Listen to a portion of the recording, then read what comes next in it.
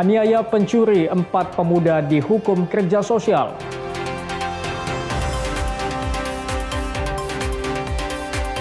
Dinas Sosial Pekanbaru razia tunawisma.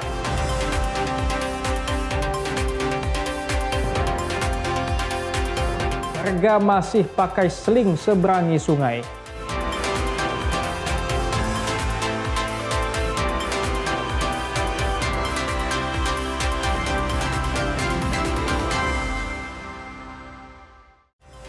Halo, selamat pagi saudara. Kompas Pagi hari ini hadir dengan beragam informasi penting dan menarik dari Sumatera bagian utara. Selain 3 sorotan tadi, sejumlah informasi lainnya akan kami sajikan dalam Kompas Pagi. Bersama saya Emir Syapurba, inilah Kompas Pagi selengkapnya di Kompas TV, independen terpercaya.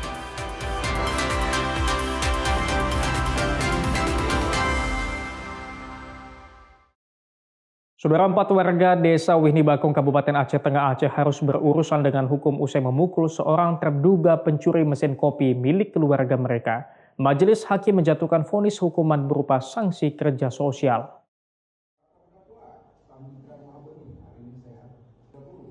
Dalam sidang di Pengadilan Negeri Takengon, Majelis Hakim menyatakan keempat terdakwa terbukti bersalah. Majelis Hakim menjatuhkan vonis 3 bulan penjara, namun hukuman tersebut diganti dengan sanksi sosial selama 150 jam. Sanksi sosial dilaksanakan di Rumah Sakit Umum Daerah Datu Beru Takengon dengan durasi kerja sosial 5 jam setiap harinya. Menyatakan terdakwa 1-4 terbukti dan juga menjatuhkan pidana pada terdakwa selama masing-masing 3 bulan dan menetapkan pidana tersebut diganti dengan pidana kerja sosial di Rumah Sakit Umum Daerah Datu Beru selama 150 jam. Tim Liputan Kompas TV. Saudara, polisi memastikan penanganan kasus korban pencurian yang menjadi tersangka penganiayaan sudah sesuai dengan ketentuan hukum yang berlaku. Video yang Anda saksikan ini, saudara, merupakan detik-detik penangkapan pelaku pencurian yang dilakukan korban di sebuah hotel di Kota Medan. Di video ini dinarasikan jika korban pencurian ditetapkan sebagai tersangka usai menangkap para pelaku pencurian. Polisi sendiri memastikan jika penetapan tersangka dugaan penganiayaan terhadap korban pencurian bersama 3 orang lainnya sudah sesuai dengan ketentuan yang ada. Korban pencurian disebut secara terencana dan sistematis menganiaya pelaku pencurian saat dilakukan proses penangkapan pelaku. Kasat Reskrim Polrestabes Medan AKBP Bayu Putro Wijayanto mengungkapkan jika salah satu korban pencurian meminta uang sebesar 250 juta rupiah kepada pelaku pencurian sebagai syarat restoratif justice. Namun karena permintaan uang tersebut tidak disanggupi, kasus pencurian tersebut berlanjut hingga pelaku pencurian divonis 2 tahun 6 bulan penjara. Pada saat di kamar hotel tersebut ada tindakan penganiayaan secara bersama-sama dengan melakukan pemukulan dan ada tindakan tendangan juga dari beberapa orang yang bersama dengan LS tersebut, sehingga luka ataupun perkenaan sesuai dengan hasil visum tidak hanya di situ perbuatan itu, tapi setelah dari kamar hotel si korban atas nama G ini diseret keluar. Mohon maaf, dipiting dan ditarik keluar dan dimasukkan di dalam mobil. Di dalam mobil di bagasi belakang, di situ masih mendapatkan pengakuan dari keterangan dari korban bahwa ada tindakan penyetuman dengan menggunakan alat. Dari 4 terduga pelaku penganiayaan terhadap pelaku pencurian, seorang diantaranya sudah ditangkap, sedangkan 3 lainnya berstatus buronan polisi. Ferry Irawan, Kompas TV, Medan, Sumatera Utara. Saudara, tim Satreskrim Polres Kuantan Singingi membongkar aktivitas penambangan emas ilegal. 2 orang yang diduga pelaku diamankan petugas.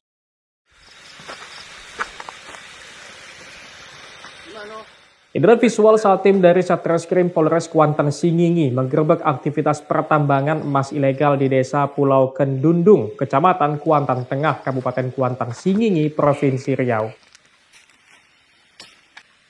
Selain mengamankan 2 pelaku, petugas juga menyita sejumlah barang bukti yang digunakan dalam aktivitas penambangan emas ilegal seperti 1 unit mesin, paralon, selang, dan beberapa barang bukti lainnya. Pelaku dan barang bukti lalu dibawa ke Polres Kuantan Singingi untuk dilakukan pemeriksaan lebih lanjut. Sementara alat tambang langsung dimusnahkan dengan cara dibakar. Tim kami langsung menuju ke lokasi. Lokasi tersebut dapat saya sebutkan yaitu di Desa Pulau Kedundung, masih Kecamatan Kuantan Tengah. Pada lokasi kami benar telah mendapati adanya aktivitas peti, dalam hal ini menjumpai dan berhasil menangkap 2 orang pelaku, yaitu nama HY umur 25 dan JP umur 49. Kedua pelaku kini masih menjalani pemeriksaan dan terancam hukuman hingga 5 tahun penjara. Sawino Ardi, Kompas TV, Kuantan Singingi, Riau. Saudara, petugas Balai Gakum Kehutanan Wilayah Sumatera mengamankan 7 ekor burung dilindungi dari seorang pemuda di Kabupaten Deli Serdang, Sumatera Utara. Burung-burung ini rencananya hendak dijual ke Thailand dengan harga yang cukup tinggi. Mau kemana? Ini bang, ini bang. Tunggu. Duduk. Inilah detik-detik penangkapan tersangka MF oleh petugas Balai Penegakan Hukum Kehutanan Wilayah Sumatera di kediamannya di Desa Kolam, Kecamatan Percut Setuan, Kabupaten Deli Serdang. Petugas juga menemukan burung yang dilindungi berupa 7 ekor burung langka asal Papua dan Maluku, seperti 3 ekor kakak tua jambul kuning, 1 ekor kakak tua raja, 1 ekor kakak tua molukan, dan 2 ekor kasturi raja. Petugas langsung membawa burung dilindungi tersebut ke Pusat Penyelamatan Satwa di Desa Sibolangit, Kabupaten Deli Serdang untuk dilakukan perawatan. Rencananya pelaku akan membawa satwa diselundupkan ke Thailand. Setelah proses penyidikan, dari penyidik memproses, awalnya barang itu dari Bengkulu dibawa ke Medan, ke Deli Serdang sebagai petinggan lah. Selanjutnya mau bawa ke Birun Aceh untuk selanjutnya nanti dikirim ke Thailand katanya. Ini termasuk jaring internasional lah. Penyidik saat ini masih mendalami kemungkinan adanya keterlibatan jaringan perdagangan satwa antar pulau. Mengingat jenis burung tersebut merupakan spesies endemik asal Papua dan Maluku yang memiliki nilai ekonomi tinggi di pasar gelap. Dedi Zulkifli Terigan, Kompas TV, Deli Serdang, Sumatera Utara. Saudara, Kejaksaan Tinggi Sumatera Utara menahan General Manager PT Yodia Karya Wilayah 4 Medan tersangka kasus korupsi pembangunan Waterfront City Pangururan. Pembangunan yang tidak sesuai dengan rencana kerja berpotensi menimbulkan kerugian negara sebesar 13 miliar rupiah. Tersangka kasus korupsi pembangunan Waterfront City Pangururan bertambah setelah Kejaksaan Tinggi Sumatera Utara menahan General Manager PT Yodia Karya Wilayah 4 Medan Edwin Tresna Nugraha selaku konsultan pengawas pekerjaan konstruksi penataan kawasan Waterfront City Pangururan dan kawasan Tele sebagai kawasan strategis pariwisata nasional dan Toba tahun anggaran 2022. Tersangka Edwin dinilai lalai dalam tugas pengawasan pelaksanaan pekerjaan sehingga kondisi lapangan tidak sesuai dengan ketentuan kontrak kerja. Kepala Seksi Penerangan Hukum Kejaksaan Tinggi Sumatera Utara Rizaldi bilang akibat dari perbuatannya negara berpotensi mengalami kerugian hingga 13 miliar rupiah. Jabatan dan peran tersangka itu diduga tidak melakukan tugas pengawasan terhadap pelaksanaan pekerjaan sesuai dengan ketentuan kontrak kerja, sehingga perbuatan tersangka menyebabkan kerugian negara sebesar lebih kurang 13 miliar. Sebelumnya, Kejaksaan Tinggi Sumatera Utara telah menahan tersangka berinisial ESK selaku pejabat pembuat komitmen Balai Prasarana Pemukiman Wilayah Provinsi Sumatera Utara Direktorat Jenderal Cipta Karya Kementerian PUPR. Roganda Malau, Kompas TV, Medan, Sumatera Utara. Dinsos Pekanbaru razia tuna Wisma, saksikan usai jeda.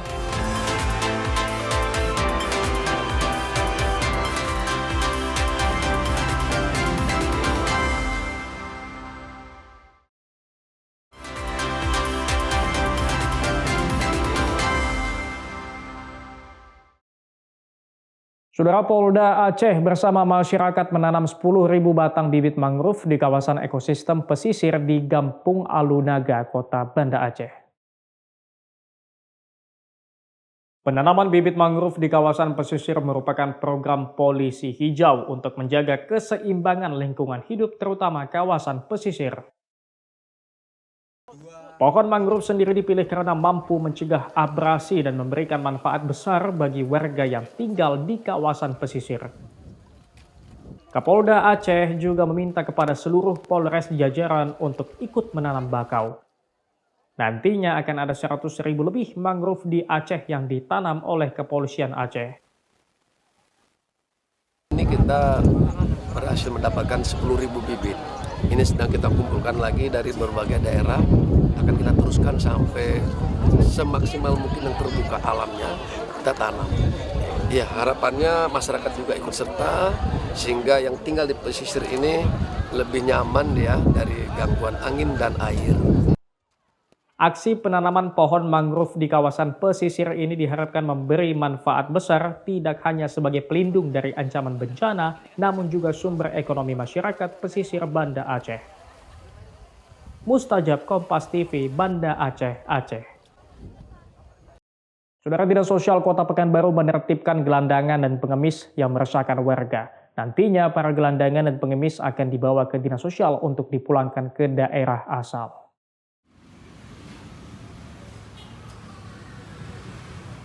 Tim dari Dinas Sosial langsung menyisir sejumlah lokasi seperti di persimpangan Jalan Tuan Kutang Busai, Jalan Soekarno-Hatta. Di lokasi ini tim menertibkan pengemis yang mengenakan baju superhero dan uang hasil mengemis.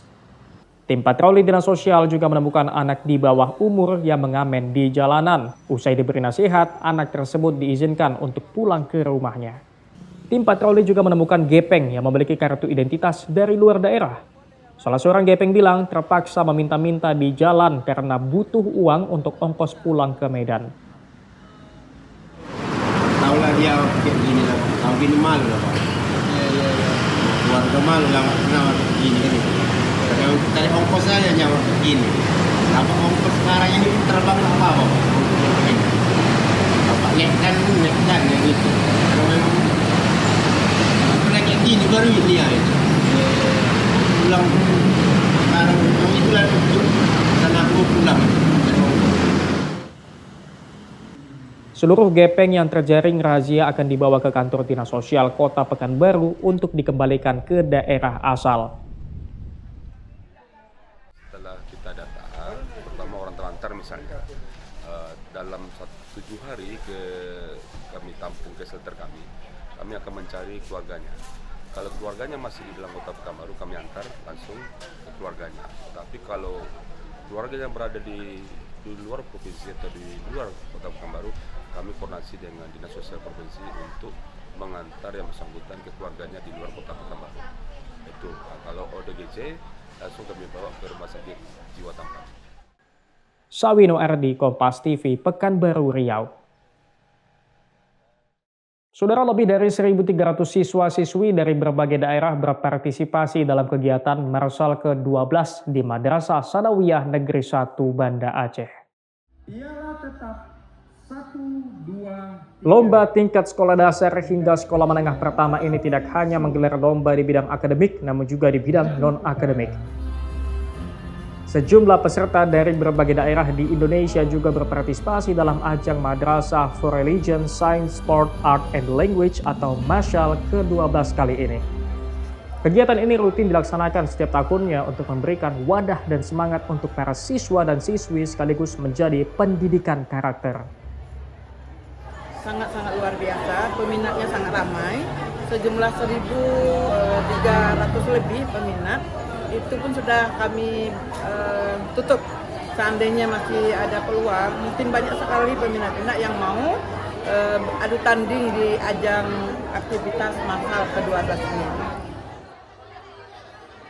Lomba tersebut juga disambut antusias oleh siswa karena selain dapat berkompetisi, para siswa juga bisa saling mengenal pelajar dari berbagai daerah lainnya. Tim Liputan Kompas TV, Banda Aceh, Aceh. Saudara, Polda Aceh kembali menggelar Operasi Keselamatan Sulawah 2026. Operasi kewilayahan ini bertujuan untuk meningkatkan kepatuhan masyarakat dalam berlalu lintas.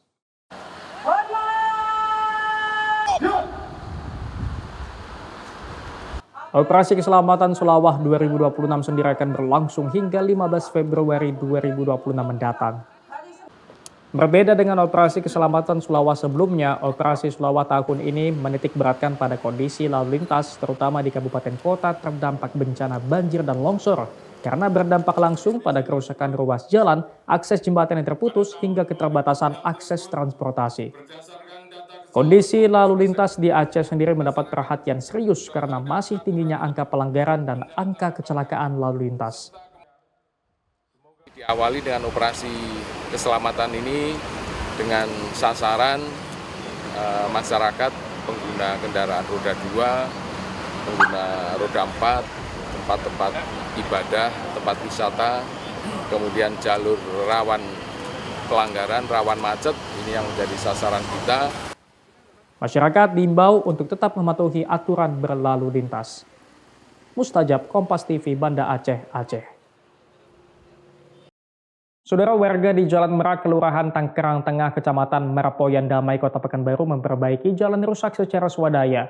Warga mengaku khawatir kondisi jalan yang rusak membahayakan pengendara.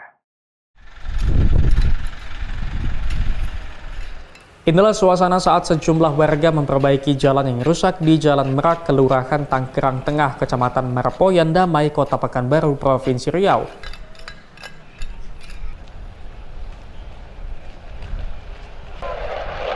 Mereka memperbaiki jalan rusak tersebut dengan menggunakan semen. Warga mengaku kondisi jalan yang rusak sudah cukup lama. Warga juga khawatir kondisi jalan yang rusak akan membahayakan bagi para pengendara yang melintas. Ya udah agak lama, udah dari dulu.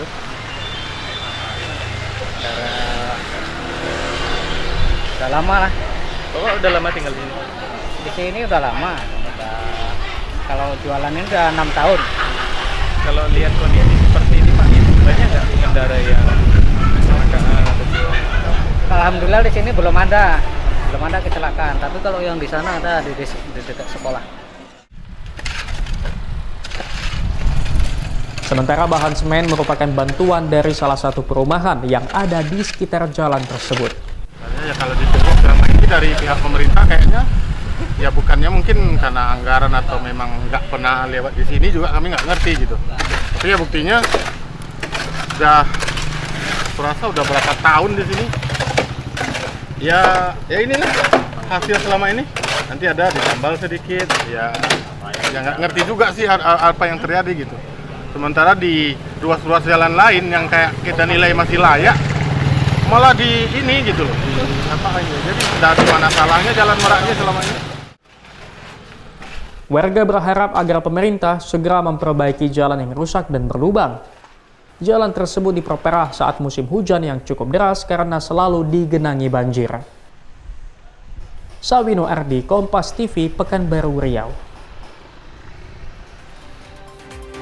Warga masih pakai seling seberangi sungai. Saksikan usai jeda.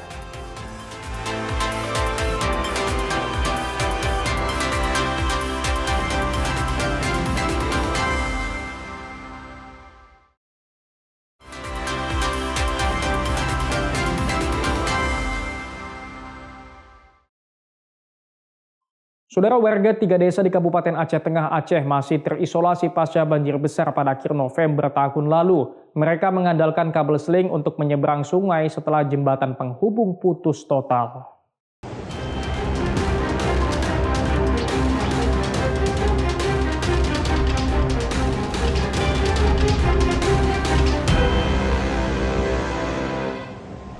Kabel seling ini menjadi satu-satunya pilihan usai jembatan utama hancur pasca banjir pada akhir November lalu.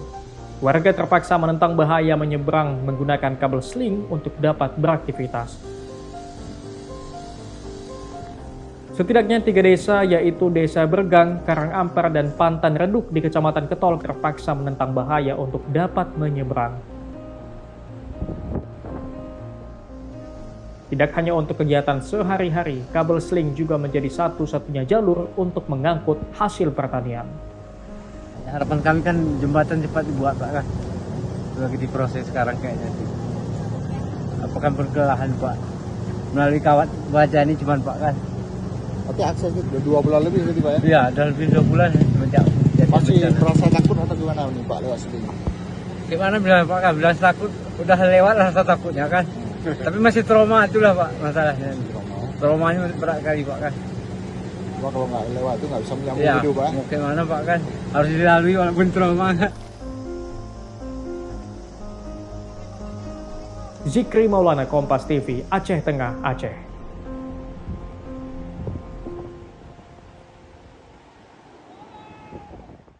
Saudara, 20 hektar lebih areal sawah di Desa Topin Raya, Kecamatan Pusangan, Siblah Kreweng, Kabupaten Biren, Aceh, hingga kini masih tertimbun pasir sisa banjir bandang akhir 2025 lalu. Para petani tak lagi bisa menggarap lahan yang seharusnya sudah memasuki musim tanam.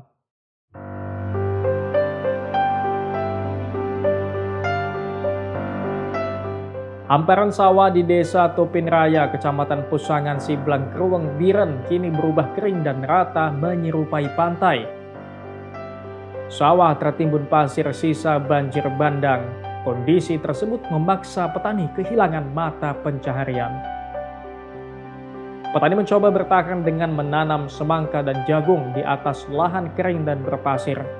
Meski ada resiko gagal panen, namun warga tak punya pilihan agar bisa memanen sebelum memasuki Ramadan. Ya, aku tes. Aku tes macam mana aku tanam bibit ini, timun apa, semangka ya, apa? Timun suri. Timun suri. Nggak pernah aku tanam di dalam pasir. Aku tes macam mana kalau di dalam pasir pembawaannya. Tim Liputan Kompas TV, Biren, Aceh.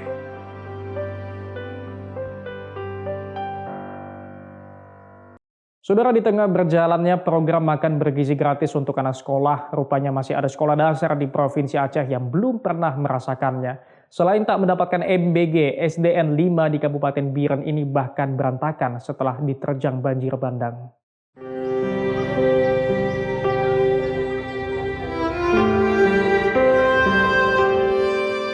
SD Negeri 5 di Kecamatan Pusangan, Siblah Kreweng, Kabupaten Biren, Aceh ini porak-poranda setelah diterjang banjir bandang akhir tahun lalu. Seluruh fasilitas dan perlengkapan sekolah rusak.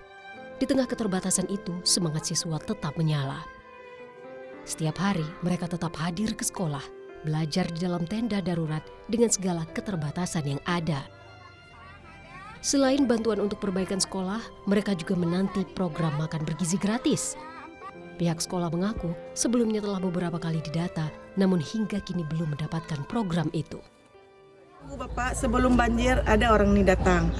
Babinsa ada juga orang datang yang data-data anak untuk MBG Bapak. Tapi pas kejadian banjir kami pikir semester 2 adalah karena udah mulai agak-agak ini kan. Tapi MBG pun kami belum merasakan. MTK yang paling. MBG dari sebelum banjir atau sesudah banjir? Sebelum banjir, datanya sebelum banjir.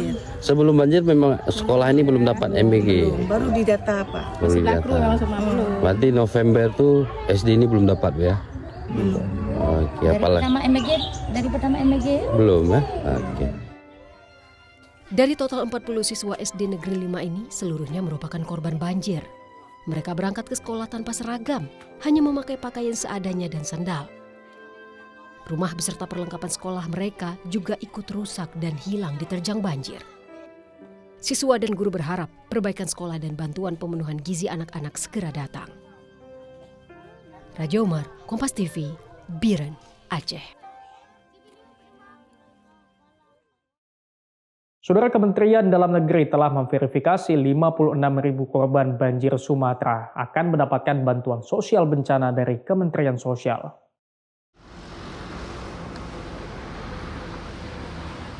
Menteri Dalam Negeri Tito Karnavian usai menggelar apel pemulangan peraja IPDN yang tergabung dalam Satgas Pemulihan Pelayanan Publik di Kabupaten Aceh Tamiang bilang pihaknya telah memverifikasi 56.000 warga korban bencana Sumatera berhak mendapatkan bantuan sosial.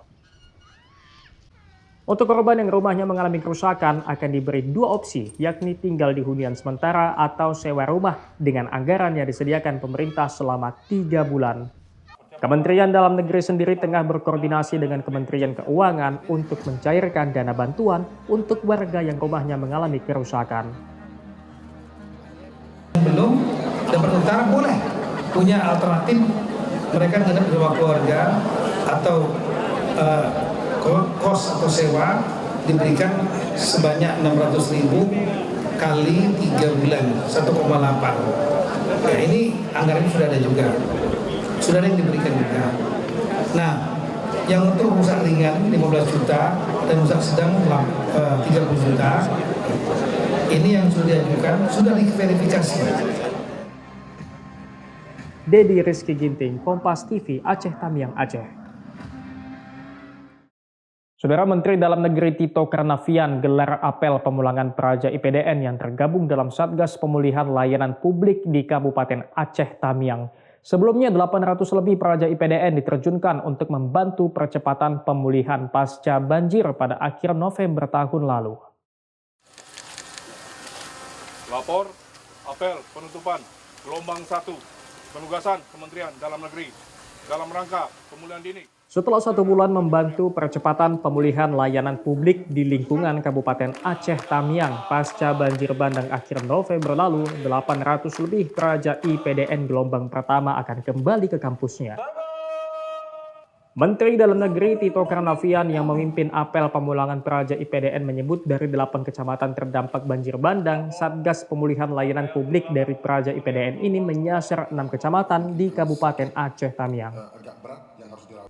Tidak hanya membantu membersihkan sejumlah fasilitas umum, peraja IPDN juga membantu membersihkan pemukiman warga yang terdampak banjir. Sudah melakukan tugas selama sebulan di sini.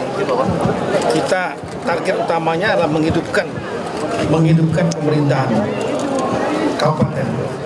Karena dari 52 daerah yang terdampak bencana hidrometeorologi pada akhir November tahun lalu, dari 3 provinsi Aceh, Sumatera Barat, Sumatera Utara, satu-satunya pemerintahan kabupaten kota yang tidak berjalan itu adalah Kabupaten Aceh Tamiang. Kenapa? Karena lumpur.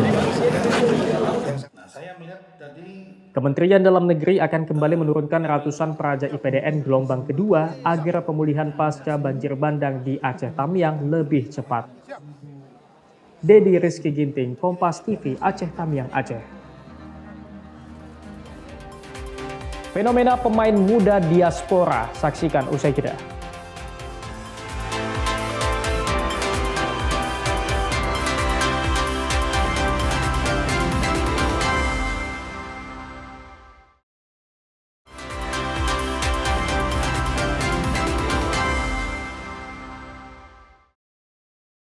Saudara, diaspora muda berbondong-bondong ke Super League. Analis sepak bola Iksan Maher soroti minimnya motivasi pemain untuk bertahan di level tertinggi. Efek jangka panjang dikhawatirkan kualitas dan kedalaman skuad timnas ikut menurun imbas fenomena ini. Anomali terjadi di sepak bola Indonesia. Di saat pemain muda di kompetisi lokal didorong untuk bermain di luar negeri, para talenta belia diaspora justru berbondong-bondong pulang ke Indonesia. Setelah Jens Raven dan Rafael Strijk, kini giliran Dion Marks yang merapat ke Persib. Tak sendirian, Ivar Jenner dan Mauro Zelstra juga selangkah lagi mentas di kancah domestik. Analis sepak bola Iksan Mahar bilang ada 2 faktor yang mempengaruhi para pemuda ini pulang ke tanah leluhur. Selain karena iming-iming rupiah yang menggiurkan, karir stagnan si pemain di Eropa juga jadi pertimbangan mereka memilih bermain di Indonesia.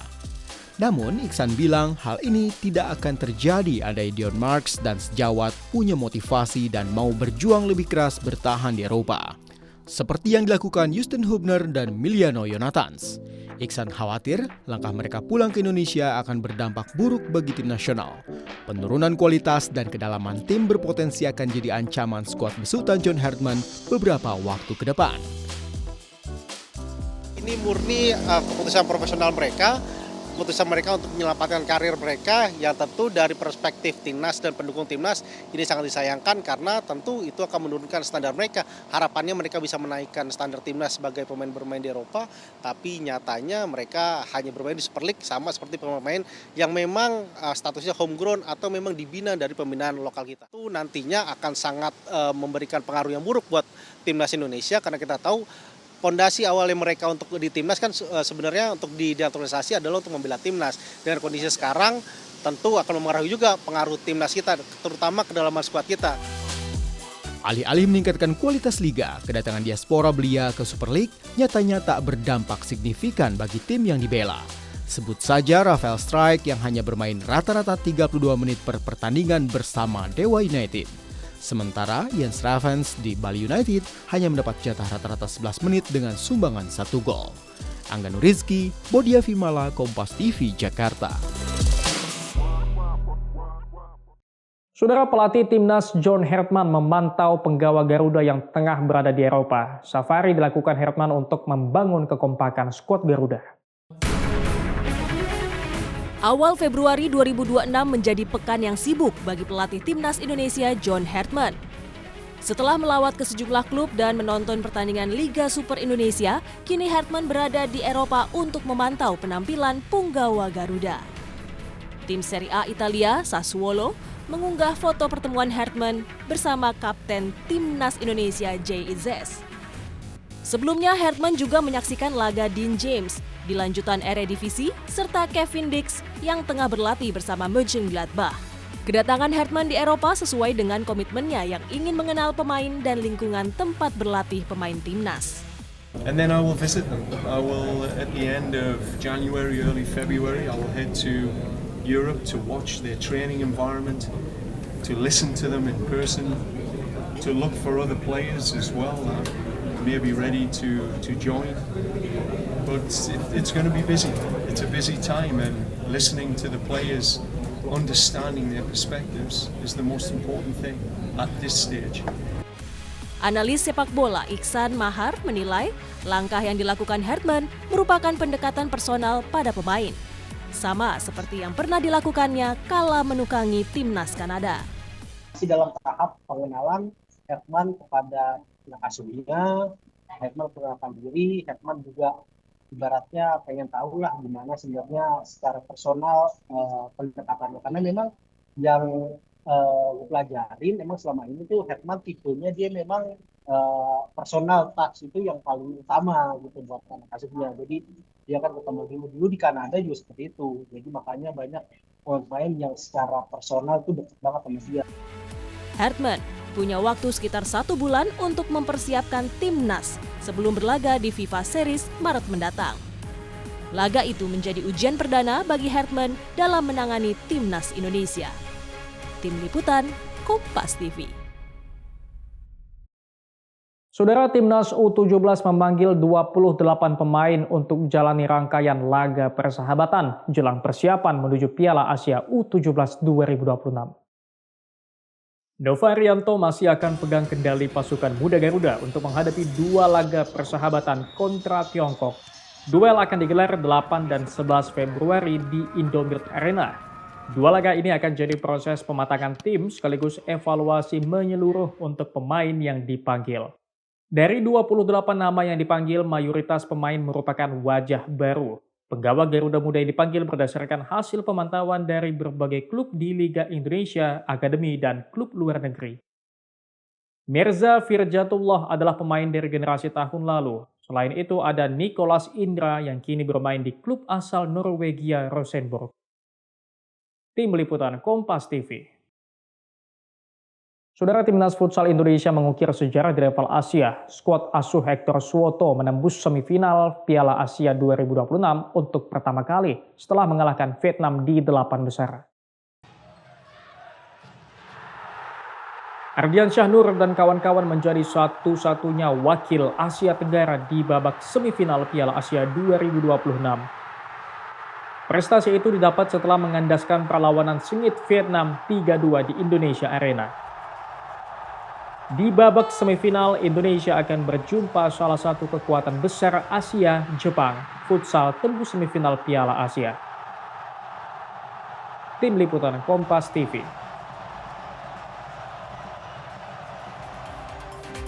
Polisi gerebek tambang emas ilegal, saksikan usai jeda.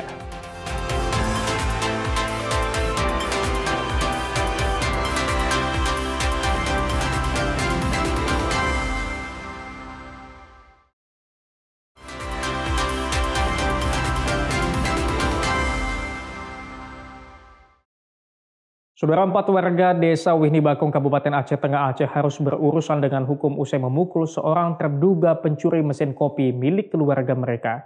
Majelis Hakim menjatuhkan vonis hukuman berupa sanksi kerja sosial.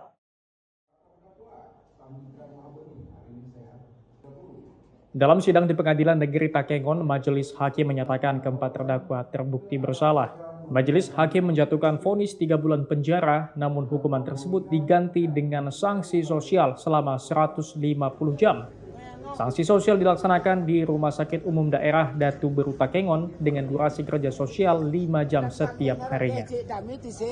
Menyatakan terdakwa 1-4 terbukti dan juga menjatuhkan pidana pada terdakwa selama masing-masing 3 bulan dan menetapkan pidana tersebut diganti dengan pidana kerja sosial di Rumah Sakit Umum Daerah Datu Beru selama 150 jam. Tim Liputan Kompas TV. Saudara, tim Satreskrim Polres Kuantan Singingi membongkar aktivitas penambangan emas ilegal. 2 orang yang diduga pelaku diamankan petugas.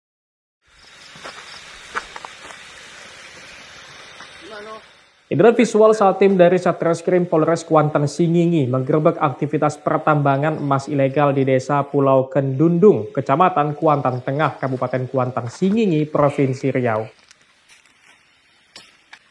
Selain mengamankan 2 pelaku, petugas juga menyita sejumlah barang bukti yang digunakan dalam aktivitas penambangan emas ilegal seperti 1 unit mesin, paralon, selang, dan beberapa barang bukti lainnya. Pelaku dan barang bukti lalu dibawa ke Polres Kuantan Singingi untuk dilakukan pemeriksaan lebih lanjut. Sementara alat tambang langsung dimusnahkan dengan cara dibakar. Tim kami langsung menuju ke lokasi. Lokasi tersebut dapat saya sebutkan yaitu di Desa Pulau Kendundung, masih Kecamatan Kuantan Tengah. Pada lokasi kami benar telah mendapati adanya aktivitas peti, dalam hal ini menjumpai dan berhasil menangkap 2 orang pelaku, yaitu nama HY umur 25 dan JP umur 49. Kedua pelaku kini masih menjalani pemeriksaan dan terancam hukuman hingga 5 tahun penjara. Sawino Ardi, Kompas TV, Kuantan Singingi, Riau. Saudara, warga 3 desa di Kabupaten Aceh Tengah Aceh masih terisolasi pasca banjir besar pada akhir November tahun lalu. Mereka mengandalkan kabel seling untuk menyeberang sungai setelah jembatan penghubung putus total.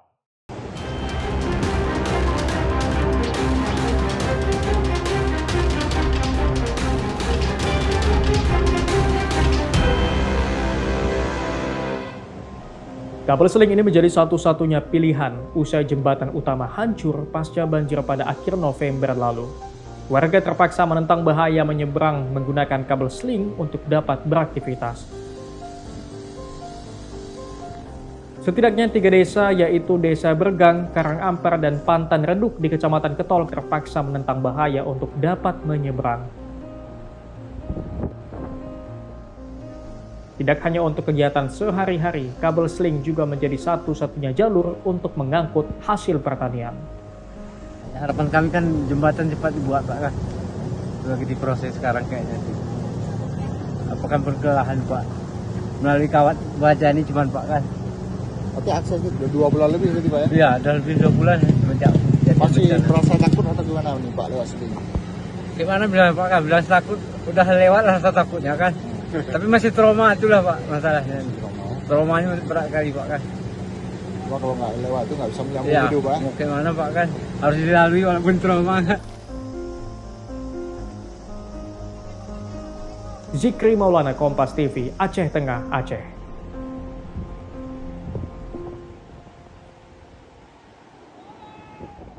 Sampai di sini Kompas Pagi hari ini. Anda bisa menyimak video tayangan kami di kompas.tv atau menyaksikan siaran langsung via streaming di kompas.tv/live.